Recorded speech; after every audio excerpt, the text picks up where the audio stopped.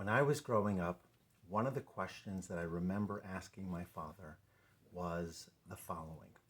Right after Manishtana, right after we asked the 4 questions, and then we answered by saying Avadim Hayinu, that we were slaves, and that God took us out of Mitzrayim, God took us out of Egypt with a mighty hand and an outstretched arm.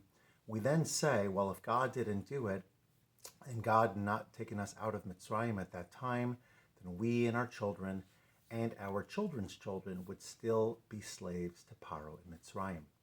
And the obvious question is, how is that possible? Pharaoh is gone, his nation is gone, everything about Pharaoh is gone. How could we still be slaves to Pharaoh? So one answer is that we were at the spiritual abyss. We were at the very edge, the 49th level of Tumah.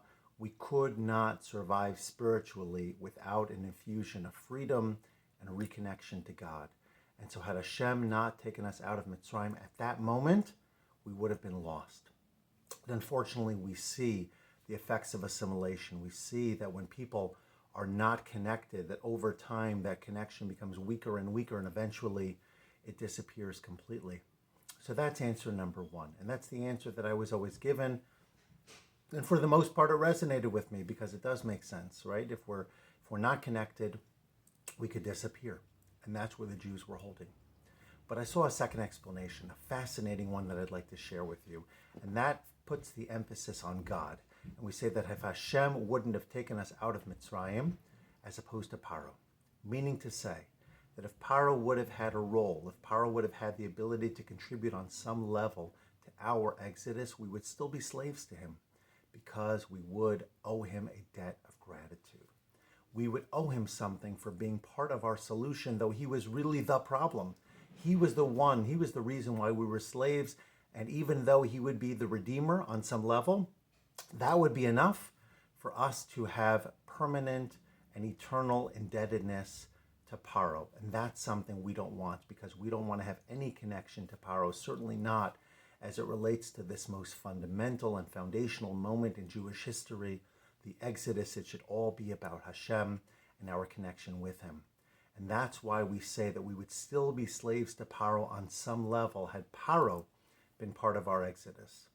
It just shows the importance of Hakaras Hatov. It shows the importance of appreciating and recognizing when good is done for us, that source of goodness. Moshe Rabbeinu, for example, could not perform some of those early makos directly, hitting the water, hitting the dirt.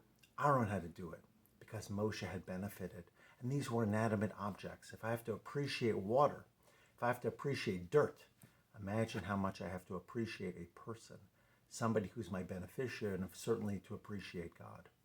And so this is a great opportunity to remember that thankness, that gratitude is such a critical element in our lives. And on Pesach in particular, we need to remember how central it is and how much we have to go out of our way to demonstrate appreciation. So many of us are guests in other people's homes. So many of us are being helped in different ways, even if we're paying for those services. But to recognize the other, to demonstrate appreciation, to show that I don't just take things, but I minimally reciprocate with thanks. That is a core Jewish value, and that sits at the center of who we are, and that's an eternal value. And if Pharaoh would have done it once for us, we'd have to be thankful to him forever. And therefore, when people do good for us, we have to appreciate them. And not only is it good for them, it's good for us. When we're grateful, when we have gratitude, it elevates us, it makes us happier, and it expands us, it opens us to new horizons.